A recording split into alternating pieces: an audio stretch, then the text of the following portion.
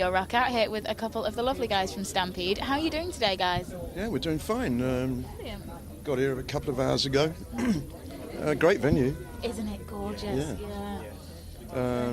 I think we're playing about a mile away from here, but there we go. Yeah. It's an odd layout, but a nice layout. So it's definitely. And there's a massive Zeppelin. I don't know if you've managed to see that yet. There's a massive Zeppelin kind of in the middle of stages, suspended from the ceiling next to a zip wire. So, No, I haven't seen it. yeah. Sounds like good fun. Definitely, so look out for that.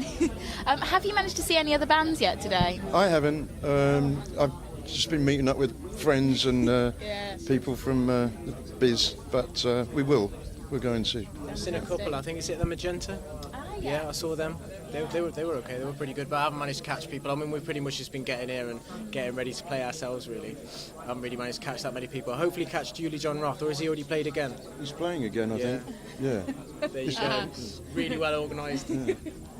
It's always the way you come to these things, and there are all these great bands on the bill, and you don't see anyone. Well, yeah. You just get caught up with meeting people that you haven't seen for a while, and I suppose that's what it's all about, really. Definitely. Apart from playing. Definitely. So yeah, you guys are playing a bit later on. Are you horribly excited about the set? Well, I don't know. We just play, you know. Do we get excited? I guess so. I'll probably get more excited than you. You've been doing it for too many years. The excitement's probably worn off.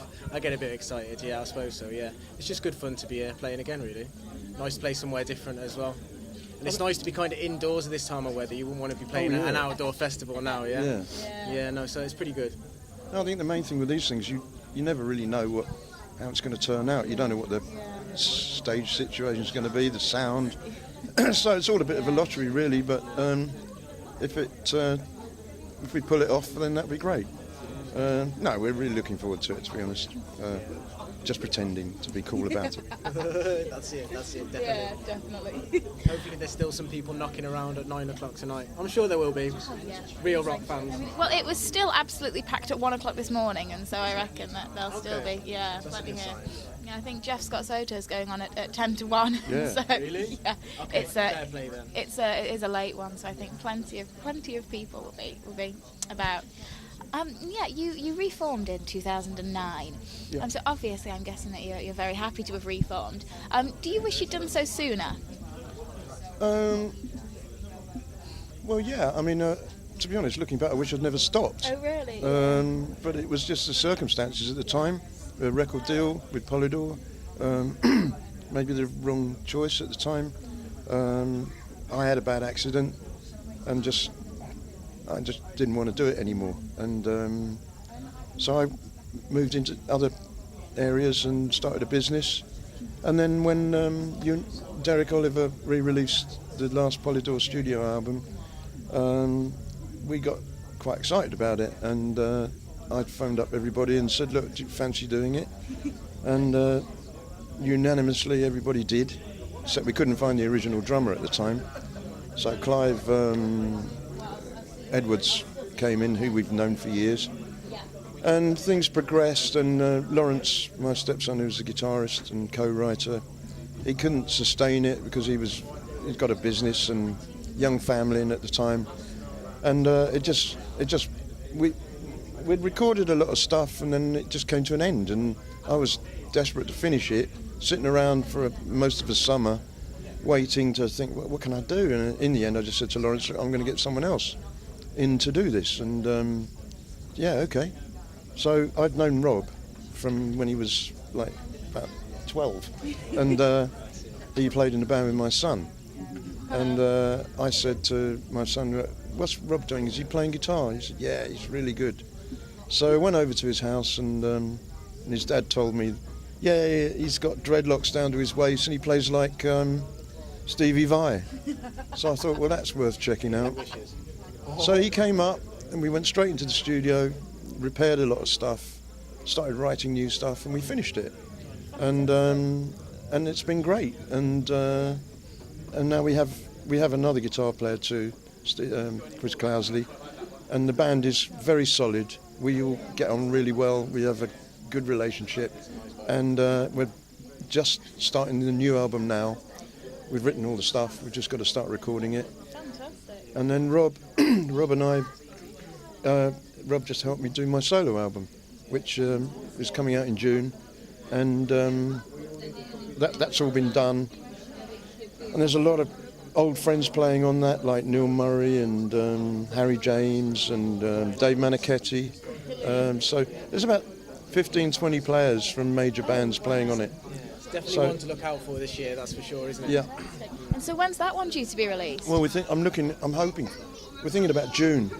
And my daughter, who manages us, Lauren, she manages Touchstone, Stampede, and we've just formed a record company called Toxic Arrow. So we're probably going to put Stampede on that, my thing on that, and maybe look at some other bands. So it's something I've wanted to do for a long time. And I don't know, it's just kind of, these things just happen, don't they? You know. They do.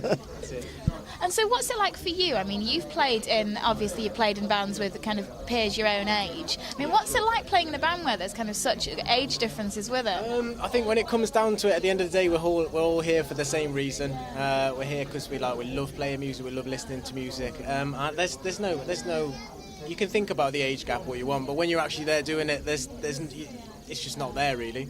I mean, me and Rube basically spent the last sort of like 10, 11 months holed up in a recording studio together, writing music. I mean, there just isn't. I mean, like when you get on with somebody and you're on the same wavelength as people, none of that matters, I don't think.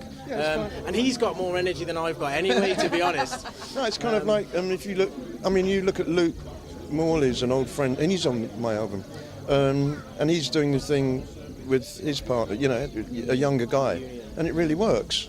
But we just, I don't know, we just sit down and write stuff, and it just happens, and it's really. We used to do it when I was like 11 or 12, obviously, because I used to know Frankie, his son, and so I'd come over for the weekend or whatever, and although I was there with Frankie, I'd often just end up in a little room with Rube, writing and jamming songs. He'd show me chords and stuff. So yeah, there's always been that connection there. I think it's just, and we just have wicked fun doing it, really. I just hate him now because he's just such a good player, and I used to think. You know, no, it's we're enjoying ourselves and we're just having a good time, and it's not like the old days where you had all that pressure from like a major. It was a major deal with Polydor, but it was soon pretty obvious all they wanted from us was commercial singles, and we were a rock band, and we needed album support, we needed tour support, and you know they got Brian Ferry and people like that.